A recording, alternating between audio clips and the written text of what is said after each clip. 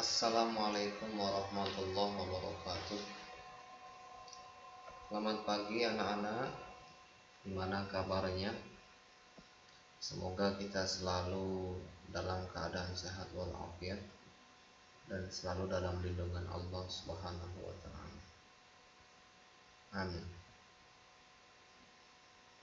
Baiklah, sebelum kita memulai pelajaran pada hari ini, marilah kita berdoa terlebih dahulu. Semoga apa yang kita pelajari pada hari ini bermanfaat untuk kita semua dan mendapatkan ridhonya Allah Subhanahu wa taala. Amin amin ya rabbal alamin. Bismillahirrahmanirrahim. Raditu billahi rabba wa bil islami dina wa bi Muhammadin nabiyyan wa rasula. Rabbi zidni ilma warzuqni fahma. Rabbi shrah li sadri wa yassir li amri wahlul 'uqdatam min lisani yafqahu qawli. Ya Fatahu ya Alim, iftah qulubana futuhal arifin. Amin amin ya rabbal alamin. Baiklah anak-anak, bahwa pada hari ini kita akan belajar sejarah kebudayaan Islam bab pertama dengan judul upaya Nabi Muhammad SAW membina masyarakat Madinah. Baik, yang pertama yaitu ada pembinaan bidang agama. Pernah kalian mendengar nama Madinah? Yaitu kota tujuan hijrah Rasulullah setelah hijrah. Jadi Nabi membangun masyarakat Madinah menjadi masyarakat yang taat beribadah, cinta ilmu, penuh persaudaraan dan kasih sayang, sejahtera, adil dan makmur. Hal ini berkat pembinaan yang dilakukan Rasulullah Muhammad SAW. Apa saja yang dibina Rasul di Madinah? Rasul membina masyarakat dalam berbagai bidang, baik bidang agama, ekonomi, sosial maupun pertahanan. Kalian tentu tahu jika dalam kehidupan bermasyarakat banyak sekali hal-hal yang harus dibina. Mari kita membaca bersama agar kita lebih memahami materi ini. Setelah Nabi Muhammad SAW hijrah ke Madinah, Nabi kemudian membangun masjid. Masjid tersebut dinamakan Masjid Nabawi yang dijadikan sebagai pusat ibadah bagi Nabi dan para sahabatnya.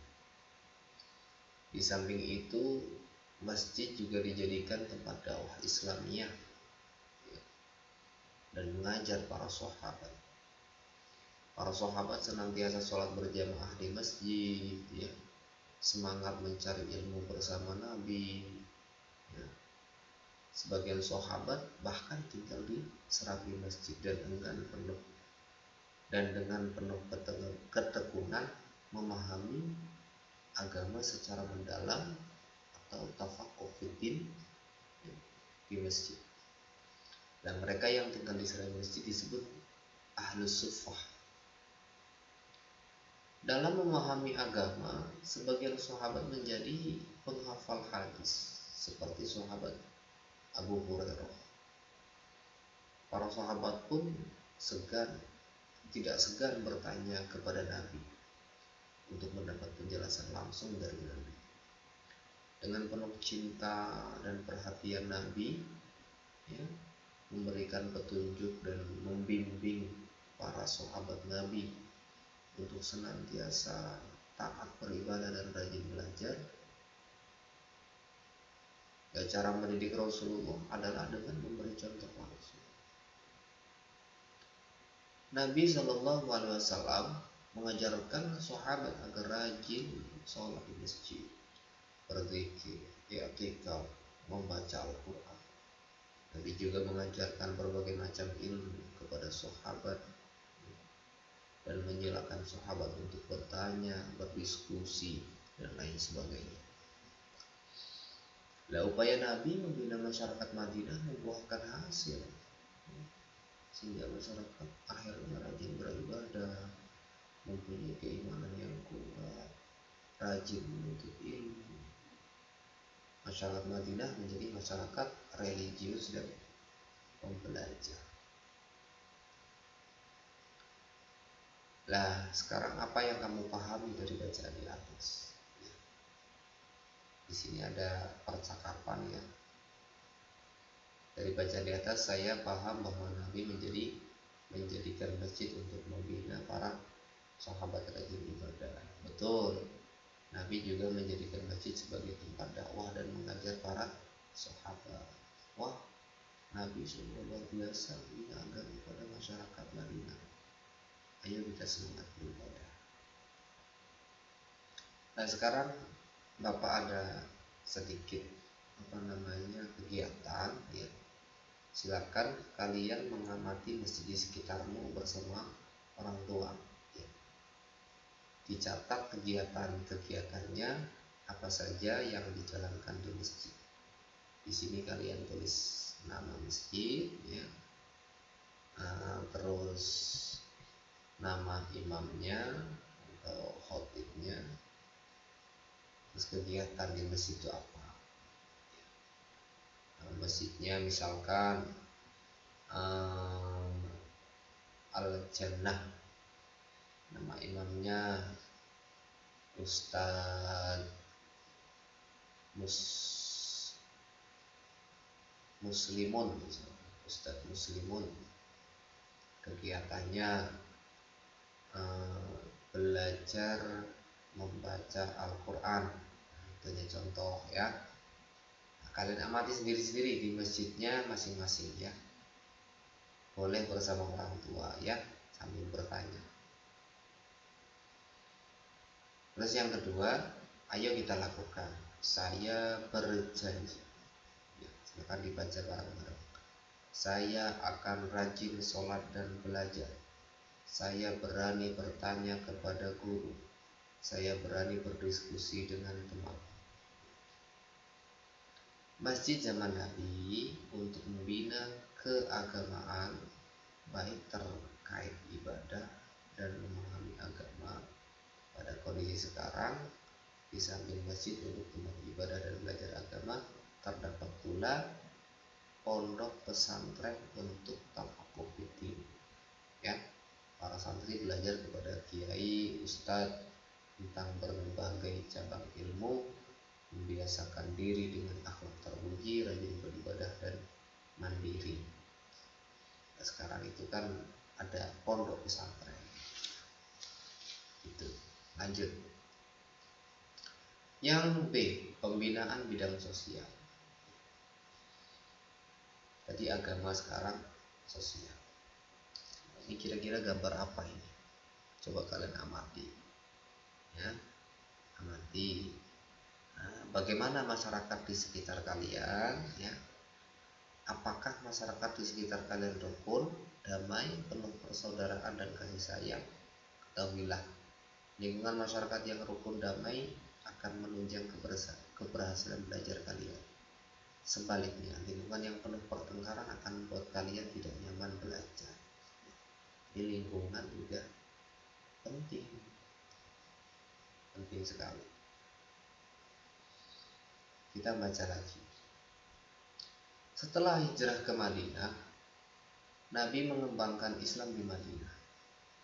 Nilai-nilai ajaran Islam yang dikembangkan untuk membangun masyarakat Madinah adalah persaudaraan, saling menyayangi, saling menolong, saling menghormati, santun, menebarkan kedamaian, dan cinta kebersihan. Nabi Muhammad menekankan persaudaraan antara sahabat muhajirin, penduduk Makkah yang hijrah ke Madinah, itu namanya sahabat muhajirin, dan sahabat Ansor, penduduk muslim asli Madinah. Nah, ini namanya sahabat Ansor. Sahabat Ansor hijrah ke Madinah hanya membawa bekal seadanya. Bukan sahabat Ansor, sahabat muhajirin. Ya, sahabat masalah yang salah ketik. Sahabat muhajirin hijrah ke Madinah hanya membawa bekal seadanya. Mereka tidak mempunyai rumah dan tidak membawa banyak harta. Mereka benar-benar membutuhkan bantuan saudara sama muslim di Madinah. Kaum muhajirin ditolong oleh kaum Ansor. Karena itulah kaum muslim Madinah disebut sahabat Ansor, penolong. Ya, artinya Ansor ini kaum Ansor merelakan rumah, hewan peliharaan, uang, gandum, dan tanah perkebunannya dibagi dengan saudara-saudara sama muslim yang baru berhijrah. Sikap dermawan inilah yang semakin mengokohkan persaudaraan di antara mereka. Jadi ada yang namanya Al-Muhajirin, itu yang dari Mekah, ada yang namanya yang asli Nabi menguatkan ikatan persaudaraan sama muslim, hidup saling tolong menolong, saling mengasihi. Karena itu kaum muslimin Madinah menganggap kaum muslim dari Mekah sebagai saudara. Ikatan persaudaraan yang tadinya berdasarkan karena nasab dan suku, sekarang didasarkan pada ukhuwah Islam, persaudaraan Islam. Ikatan ini lebih kuat karena adanya kesamaan akidah dan iman. Kaum Ansar telah menunjukkan keteladanaannya bahwa sesama muslim adalah saudara. Membantu saudara yang sedang membutuhkan adalah sebuah kewajiban. Bantuan yang diberikan pun tidak hanya harta, tapi juga perlindungan, keamanan. Sebaliknya, kaum muhajirin juga berterima kasih atas bantuan kaum Ansar dengan menjaga persaudaraan dan mengelola tanah maupun peternakan yang ia peroleh menjadi produktif atau menghasilkan. Dengan demikian, kaum muhajirin tidak berpangku tangan dan menggantungkan kebutuhan sehari-harinya terhadap kaum Ansar secara terus-menerus. Ya, Rasulullah membina masyarakat Madinah agar saling menghormati dan menyayangi. Bagi yang muda harus menghormati yang tua mengasihi yang muda, anak-anak harus taat dan hormat kepada kedua orang tuanya, sementara orang tua menyayangi anak-anaknya, baik anak laki-laki maupun perempuan. Rasulullah menyamakan dengan adil antara anak laki-laki dan perempuan. Anak perempuan tidak boleh dipandang sebelah mata, apalagi dibunuh, ya, sebagaimana budaya jahiliyah di masa lalu. Rasulullah melarang keras sahabatnya saling mencaci, ya, tidak boleh. Saling memfitnah juga tidak boleh, karena fitnah termasuk dosa besar. Mencaci maki juga dilarang karena menyebabkan pertengkaran dan permusuhan. Sebaliknya, Rasulullah menekankan para sahabat untuk husnudzon dan tabayyun, klarifikasi agar tidak terjadi salah. Rasulullah juga menekankan kebersihan di lingkungan masyarakat Madinah. Dengan demikian, lingkungan masyarakat Madinah juga bersih dan indah, ya. Nah, sekarang kita amatilah masyarakat di sekitarmu. Apa yang kamu lihat, catatlah, ya. Nilai sikap persaudaraan, gotong royong, saling menyayangi, saling tolong menolong, santun, ta'zim, dermawan, peduli sama, dan cinta kebersihan dari kegiatan di masyarakat sekitarmu. Nah, di sini di kolom tulis alamat rumahmu. Misalkan kerja bakti, membangun rumah warga atau bedah rumah. Nilai sikapnya adalah gotong royong. Contoh, apa sikapnya, pembagian zakat, sedekah apa sikapnya, bersih-bersih lingkungan apa sikapnya, ya, mencium tangan kiai atau ustadz apa sikapnya, saling menyapa dengan santun apa sikapnya, begitu. Di kertas lembar ya, dikumpulkan dengan wali kelas. Sekarang renungkan. 1. Apa topik pembelajaran yang paling menarik pada kegiatan pembelajaran hari ini? Jelaskan. Topik apa yang paling menarik menurut kalian itu apa gitu? Silakan dijawab ya, dijawab. Di buku boleh, di kertas boleh. Yang kedua, pada kegiatan pembelajaran hari ini nilai sikap apa saja yang harus kamu teladani dan lakukan? Ya. Jadi sikap yang harus kita teladani itu apa, lalu kita lakukan itu apa, sikap yang bagaimana. Yang ketiga, agar terhindar dari kesalahpahaman yang berakibat terjadinya merusak, apa yang harus kamu lakukan ya.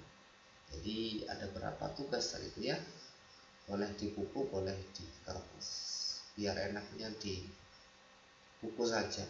Di buku saja, boleh dikumpulkan dengan wali kelas minggu depan juga boleh ya. Silakan, nanti kalau belum paham boleh diulang-ulang terus videonya, tidak apa. Nah, tahukah kamu Nabi membina masyarakat Madinah dengan menebarkan damai di tengah masyarakat, cinta damai. Nabi senantiasa menanamkan ukhuwah Islamiyah. Ukhuwah Islamiyah ini apa? Persaudaraan sesama muslim, sehingga masyarakat Madinah tidak lagi fanatik terhadap suku atau kedaerahan.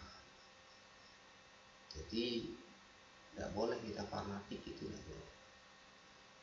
Yang ketiga, Nabi berhasil membina masyarakat Madinah sehingga mereka saling mencintai dan saling menolong. Ayo kita lakukan. Saya akan rajin menolong sesama. Boleh dibaca bersama-sama. Saya akan menebarkan kedamaian. Saya akan mencintai sesama.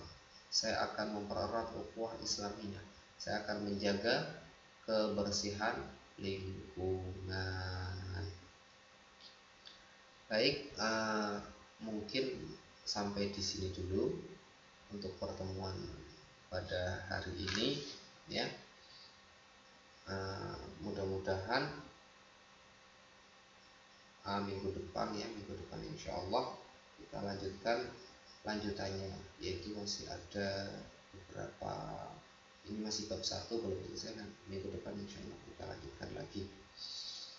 Itu saja yang dapat Bapak sampaikan. Jangan lupa PR-nya nanti dikerjakan, ditulis di buku tulis ya, dikumpulkan dengan wali kelas. Itu mudah-mudahan bermanfaat untuk kita semua. Billahi taufiq wal hidayah. Assalamualaikum warahmatullahi wabarakatuh.